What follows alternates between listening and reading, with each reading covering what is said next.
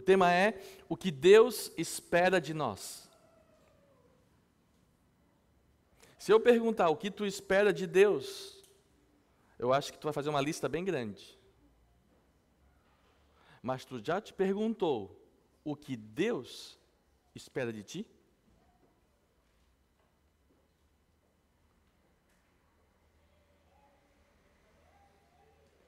Deus tem grandes expectativas. Quantos têm a certeza e a convicção que são criaturas de Deus? Deus te criou, Ele é o teu Criador. A Bíblia diz isso. Antes mesmo que tu nascesse, Deus já tinha projetado a tua existência. Antes mesmo que tu tivesse vindo ao mundo, até os teus dias, Deus já tinha desenhado. Deus é o teu idealizador. Ah, pastor, não, tu não sabe, na verdade eu nasci de um acidente, não era bem assim os planos dos meus pais que eu nascesse. Bom, talvez não era dos teus pais naturais, mas se tu estás aqui, tu só está aqui porque Deus quis. Ele te criou, é Ele que te planejou, Ele que te formou no ventre da tua mãe. Assim diz a palavra de Deus. E esse mesmo Deus que te criou, esse mesmo Deus que decidiu que tu irias existir, Ele tem expectativas. Ele tem coisas que Ele deseja que a gente faça, que a gente viva. Deus espera coisas de nós. Deus espera muito dos homens. E eu queria que tu abrisse comigo o livro de Gênesis, primeiro livro da Bíblia. Abra aí. No primeiro capítulo da Bíblia. Gênesis, capítulo 1. Chegaram, gente? Nós vamos ler apenas um versículo, o versículo 26. Gênesis, capítulo 1, versículo 26. Também disse Deus: façamos o homem a nossa imagem, conforme a nossa semelhança. Tenha ele domínio sobre os peixes do mar, sobre as aves dos céus, sobre os animais domésticos, sobre toda a terra e sobre todos os répteis que rastejam pela terra. Façamos o homem conforme o quê? A nossa imagem, conforme a nossa semelhança. Deus, o Pai, o Filho e o Espírito Santo, reunidos, tomaram uma decisão. Vamos fazer o homem. Mas o homem, ele será diferente das demais criaturas que nós criamos. O homem será conforme a nossa semelhança. Ele será como a nossa imagem. E eu busquei o que a Bíblia diz que Deus é. Sabia que a Bíblia diz que Deus é algumas coisas? Por isso anote, Deus é amor. Anote isso, está escrito isso em 1 João, capítulo 4, versículo 8. A Bíblia também diz que Deus é Espírito. Está escrito em João, capítulo 4, versículo 24. Está anotando? A Bíblia também diz que Deus é poderoso. Isso está em Romanos, capítulo 11, versículo 23. A palavra de Deus também diz que Deus é fiel. Isso está escrito em 1 Coríntios, capítulo 10, versículo 13. A Bíblia também fala que Deus é luz. Isso está escrito em 1 João, capítulo 1, versículo 5. E por fim, a Bíblia também diz que Deus é fogo consumidor. Isso está na carta aos Hebreus, capítulo 12, versículo 29. Portanto, aqui temos 6 características de Deus. Deus nos criou conforme a sua imagem, conforme a sua semelhança, não simplesmente fisicamente, mas também emocional e espiritualmente. Deus nos criou para sermos como Ele. Se Deus é amor, o que Deus espera de nós? Ódio? Ira? Responde, igreja. Não. Deus espera que a gente pratique o amor. Porque o amor não é um sentimento apenas, ele é bem mais que isso. Amor são atitudes. Amor é um comportamento. Não diga para tua esposa que tu a ama profundamente se tu trai ela toda semana com outra. Não faça isso. Porque se tu diz que tu ama, então com as tuas atitudes tu mostra que tu ama. Não diga para os teus pais que tu ama eles totalmente e eles te mandam lavar a louça, levar no lixo, fazer o que for e tu desobedece. Se tu amas, tu obedece teus pais. Porque amor é mais que sentimento. Amor é uma atitude. Não diga que tu amas a tua namorada, mas não tem tempo de se encontrar com ela no mês inteiro. Não faça isso. Então tu não ama, porque se tu ama, tu encontra tempo. Mas Deus é espírito. Se Deus é espírito, o que Ele espera de nós? Que sejamos carnais? Sim? Não. Deus espera que a gente seja envolvido com todo tipo de confusão, fofocas, contendas. Não. Deus espera que nós sejamos espirituais. Seres espirituais, Deus tem essa grande expectativa para quê? Para que a gente tenha intimidade com o seu Espírito Santo. Porque o Espírito Santo, a Bíblia fala que ele comunica ao nosso espírito que somos filhos de Deus. Portanto, o Espírito Santo fala no Espírito. E se nós quisermos ser como Deus é, nós precisamos valorizar e sermos seres espirituais. Porque em João capítulo 4, versículo 24, onde diz que Deus é Espírito, Deus ali, através de Jesus, está ensinando que nós devemos adorá-lo também em Espírito. A adoração precisa ser lá do íntimo, como Deus é. Mas Deus é poderoso.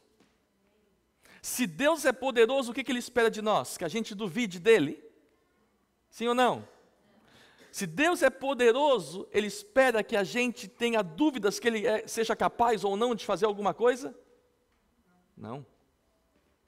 Se Deus é poderoso, e é, o que Ele espera de nós é que a gente aprenda a confiar nele e que a gente aprenda a viver pela fé, porque Ele é poderoso para cumprir tudo o que Ele prometeu. Se Ele prometeu, Ele vai cumprir. Ele tem poder para cumprir. O que Ele te prometeu e que tu andas sendo atacado na mente para duvidar? Deus não é poderoso? Portanto, Ele não espera que tu tenhas dúvida dEle, e sim que tu acredite completamente que Ele é capaz de fazer tudo o que Ele disse. Mas também Deus é fiel. E se Deus é fiel, Ele espera que tu andes em pecado, ou Ele espera que tu aprendas a ser fiel também? Fiel é aquele que é capaz de cumprir suas promessas. Fiel é aquele que é capaz de honrar sua palavra.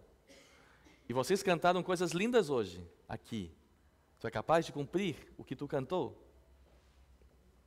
Isso é ser fiel? No dia, os casados, onde estão os casados? Faça assim, deixa eu ver casado. Você tem uma aliança, não tem? Aí? Essa aliança tu estabeleceu diante de Deus e diante do seu amado, da sua amada.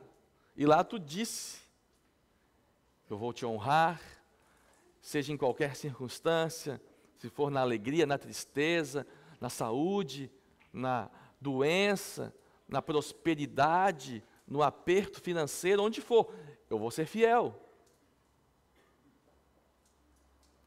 Tu é capaz de cumprir o que tu falas? Porque quando tu fala para Deus, Senhor, eu estou contigo, Senhor, eu quero andar na tua presença, tu estás declarando palavras que Deus espera fidelidade nessas palavras. Por isso, Deus espera que a gente ande e viva debaixo de santidade e fidelidade. Mas Deus também é luz. E se Deus é luz,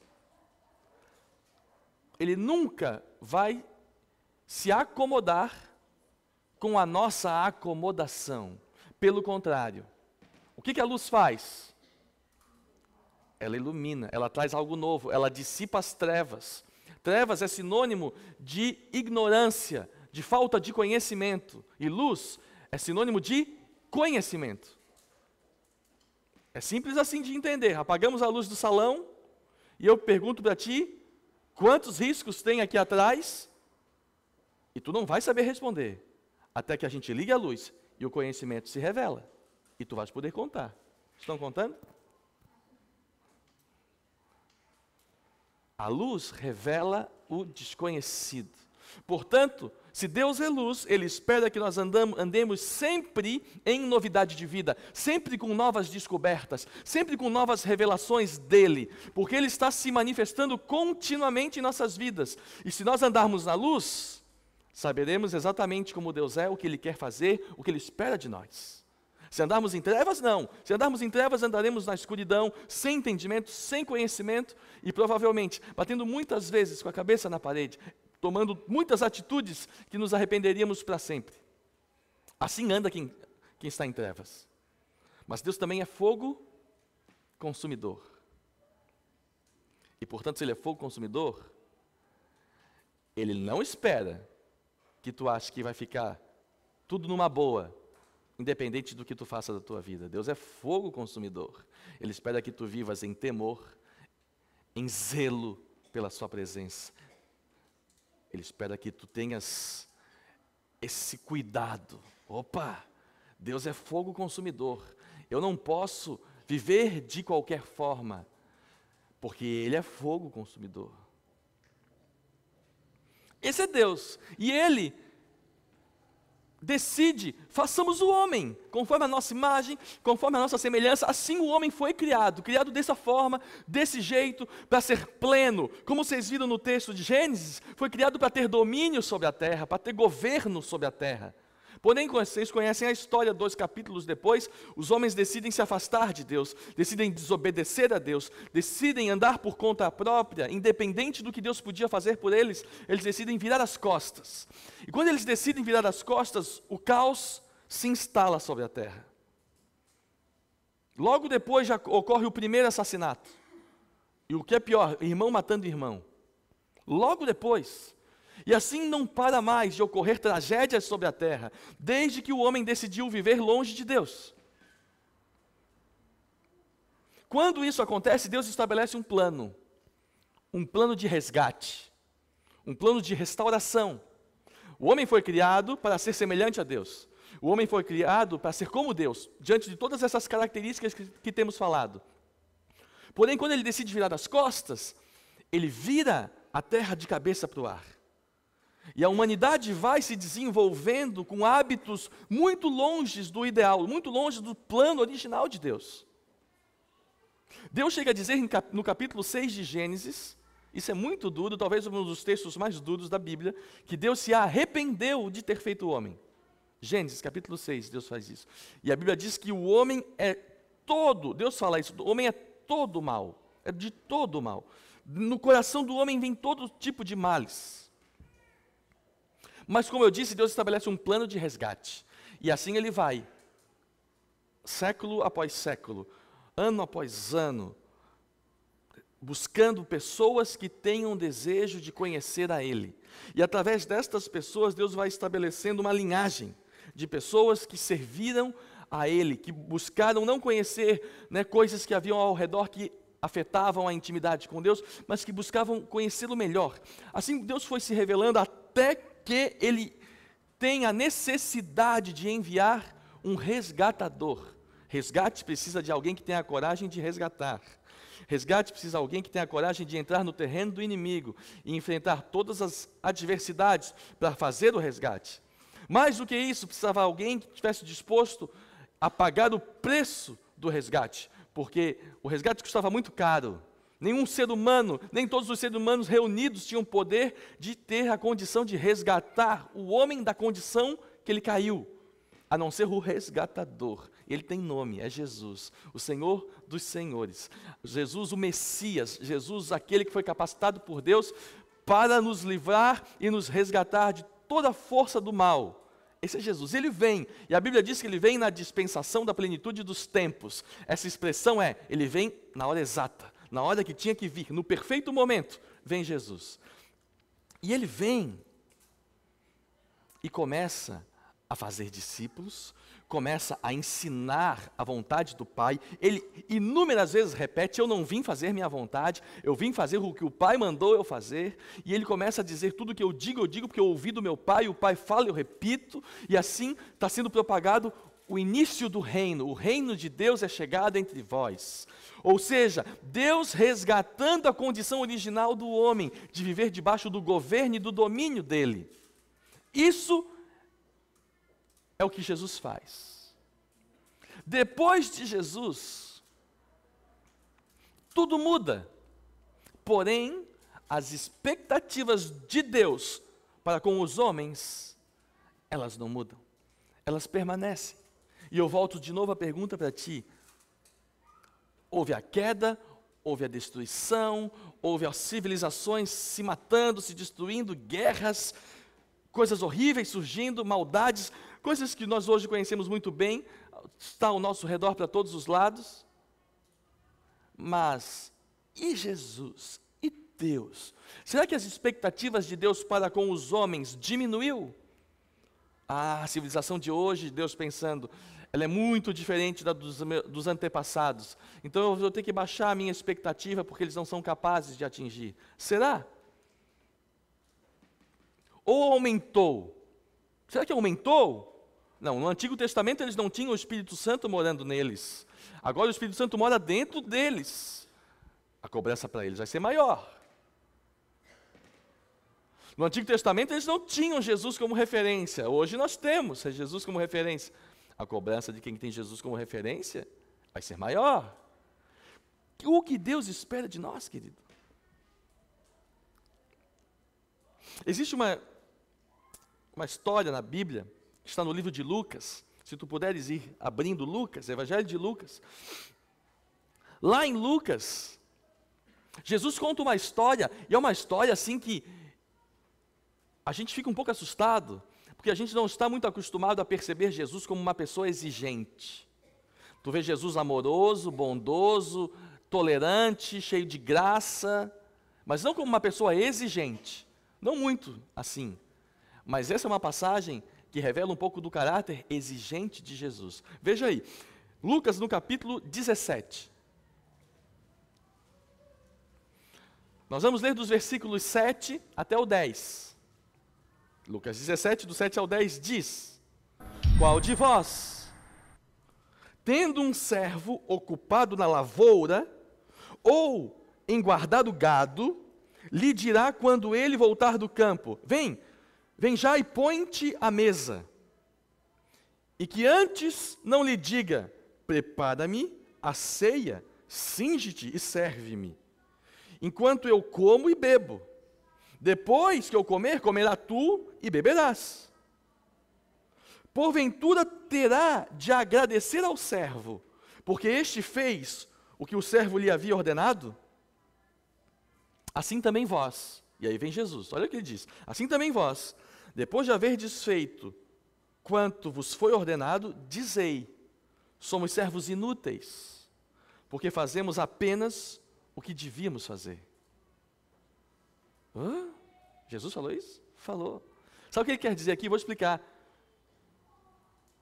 Qual de vocês que, tendo uma empresa e tiver um funcionário, e a função do funcionário é fazer notas fiscais, que no final, quando ele termina o seu dia e faz as notas fiscais, esse funcionário fica pensando: e aí? Não vai me elogiar, não? Não vai dizer que tudo que eu fiz foi maravilhoso e perfeito? E Jesus disse: não. Esse funcionário fez o que ele tinha que fazer. Era o que estava ordenado no contrato, era o combinado, era esse. E aí Jesus fala: assim também somos nós, quando fazemos somente o que está combinado. Quando fazemos somente o que é esperado de nós. Isso é intrigante. Sabe por quê? Porque fazer o que Deus espera de nós, para Jesus, não basta. Incrível, não? O que Deus espera do homem Esse é o tema da palavra. Jesus está aqui dizendo que se tu fizer só o que é esperado de ti, tu devia dizer, eu sou um servo inútil, porque eu só faço o que me mandaram fazer. Uau, hein? Que paulada. Misericórdia da minha vida, misericórdia da tua vida. E aí, tu acha que o texto para por aí, mas o texto não para, porque Jesus, ele depois avança numa história muito impressionante, e é na sequência. Lucas 17, capítulo 10, aliás, Lucas 17, versículo 10, é o último versículo que fala a respeito disso. E aí o 11, veja o 11, nós vamos ler agora do 11 ao 19. Olha a história que conta aqui. Lucas 17, 11.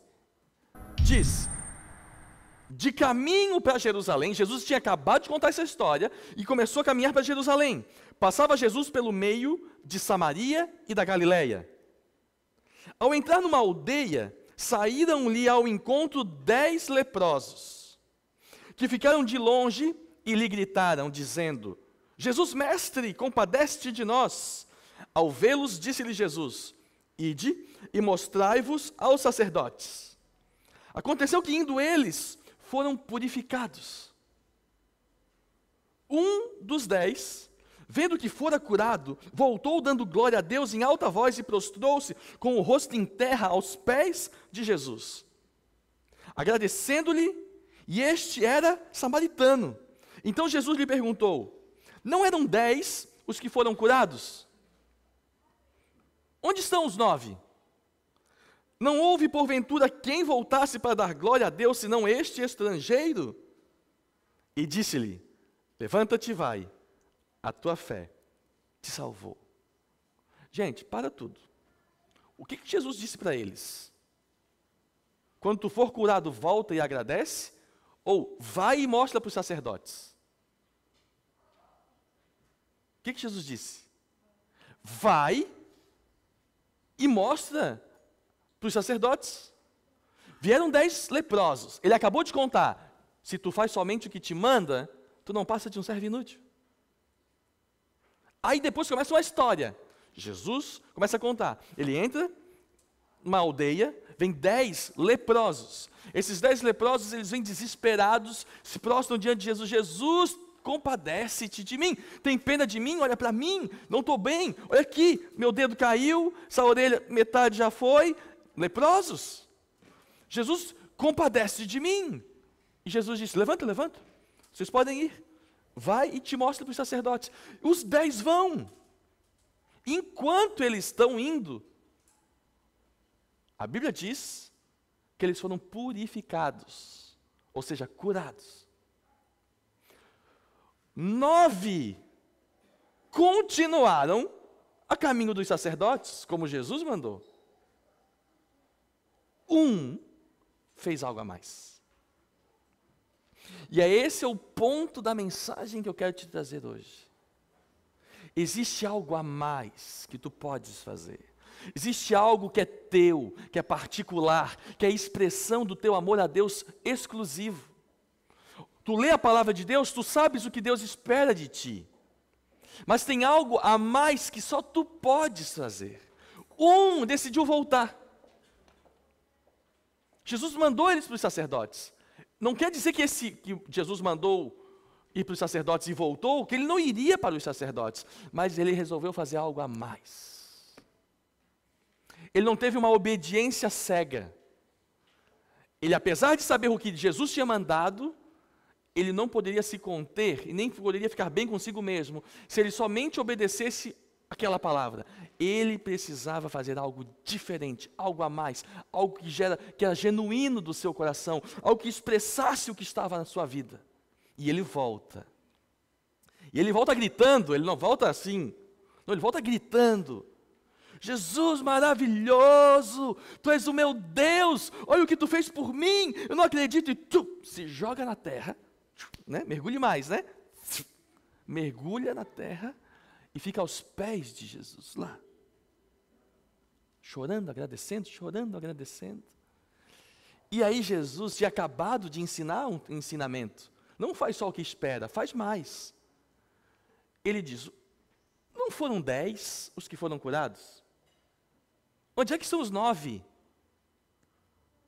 Ué, os 9 foram para os sacerdotes. E aí ele vira para os discípulos, não conta aqui, né? Entenderam, gente? Os 9 foram para os sacerdotes. Esse aqui fez mais do que foi mandado. Esse aqui entendeu. E olha que nem judeu era estrangeiro.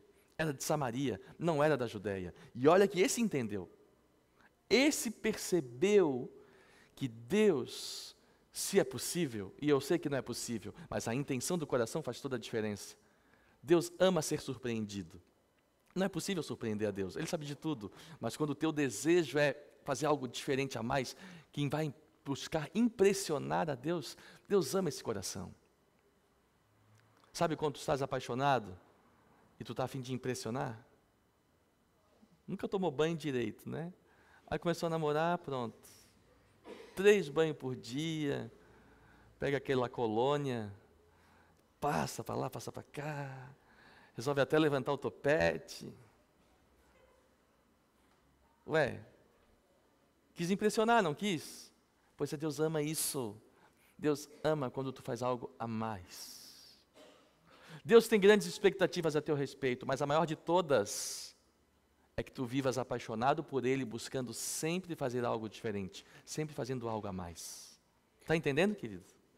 Está ou não?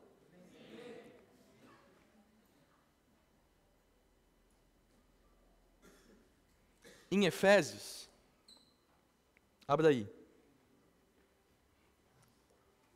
Existe aqui um relance, um vislumbre do que Deus espera nesse nível de algo a mais. Efésios no capítulo 1, a partir do versículo 8, do 8 ao 12. A revelação está no 12, mas nós vamos ler do 8 ao 12 para entender bem o contexto.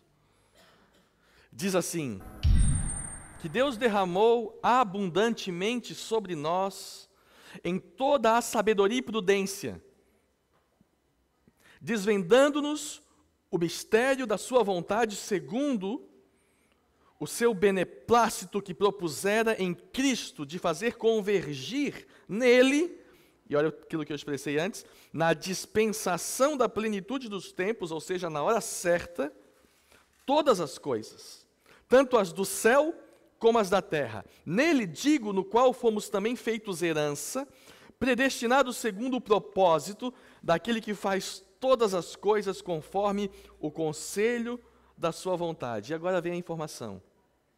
A fim de que, ou seja, Deus fez tudo isso através de Jesus, a fim de que, olha o que Deus fala ali, a fim de que nós sejamos, ou a fim de sermos, para louvor da sua glória, nós, os que de antemão esperamos em Cristo. Deus espera que nós sejamos para louvor da sua glória. Tudo o que foi feito em Cristo, todo o propósito do céu e na terra convergiu nele, no tempo exato dos tempos, na hora certíssima. Lá Jesus resgata a humanidade, Jesus morre por nós, paga o sacrifício em nosso lugar, se torna de fato o castigo que nos trouxe a paz, como é declarado em Isaías, e assim, a partir dali, eu não vivo mais para mim, a partir dali, eu vivo para Deus, porque eu fui comprado por um preço que eu nunca seria capaz de comprar. Eu fui resgatado por um amor maior que eu, maior que a vida, maior que tudo, de forma que eu jamais teria a condição de retribuir à altura. Por isso, a partir dali, eu vivo para o louvor da sua glória. E enquanto eu viver com esse foco, eu tenho um foco, eu vou viver para o louvor da glória de Deus. Tu serás sempre impressionante, tu serás sempre diferenciado, tu serás sempre um homem, uma mulher de Deus, que vai estar sempre buscando impressionar a Deus, sempre buscando fazer algo único, teu, exclusivo, não só como todo mundo faz, tem um toquezinho que é só teu, existe algo especial que é só teu, assim como daqueles 10 leprosos, os 10 ouviram uma ordem, um resolveu pegar aquela ordem e não desobedecer, mas dá uma personalidade nela, dá um toque nela. Ele voltou e se prostrou e adorou Jesus, antes de ir lá se levantar e mostrar para o sacerdote. Porque ele compreendeu que estar na presença de Jesus, adorar a Jesus, expressar gratidão e amor a Jesus, era mais importante, ou era prioridade para ele, do que simplesmente obedecer àquela ordem de se mostrar ao sacerdote. A ordem era muito importante e ele iria fazer, mas antes ele queria fazer algo especial. Expressar o seu amor, a sua gratidão, a sua devoção que ele tinha por aquilo que Jesus tinha feito por ele. Sabe que é muito comum, e eu vou encerrar a mensagem já, é muito comum as pessoas receberem uma bênção, receberem um toque de Deus, um milagre, mas não expressarem essa gratidão. É muito comum. Pessoas serem curadas de uma doença e nunca mais pisarem numa igreja. Sabia? É muito comum. Essa pessoa, ela foi muito abençoada, mas não consegue ter esse coração diferente, especial. Por isso, igreja, entenda, Deus tem expectativas, Deus espera muito de cada um de nós. E o nosso Deus, Ele é exigente. Não é assim tão fácil de agradar a Ele. É só uma piscadinha, Ele já se derrete. Não é tão fácil assim. Ele espera atitude, comportamento e um posicionamento único, especial, teu. O que tu estás disposto a fazer por Deus? Hein? O que tu farias por Jesus? Se tu tens o entendimento que Ele te curou da lepra, seja uma lepra emocional, seja uma lepra espiritual, seja uma doença física, se tu tens esse entendimento, não, eu sei que é só Jesus na minha causa. Se não fosse por Ele, eu já era. Se tu tens essa clareza, o que tu estás disposto a fazer? Mais que isso, que tipo de vida, que estilo de vida tu estás disposto a ter, para que a sua glória receba louvor cada dia mais, ao te conhecerem, ao verem o teu modo de viver, ao perceberem como tu te comportas.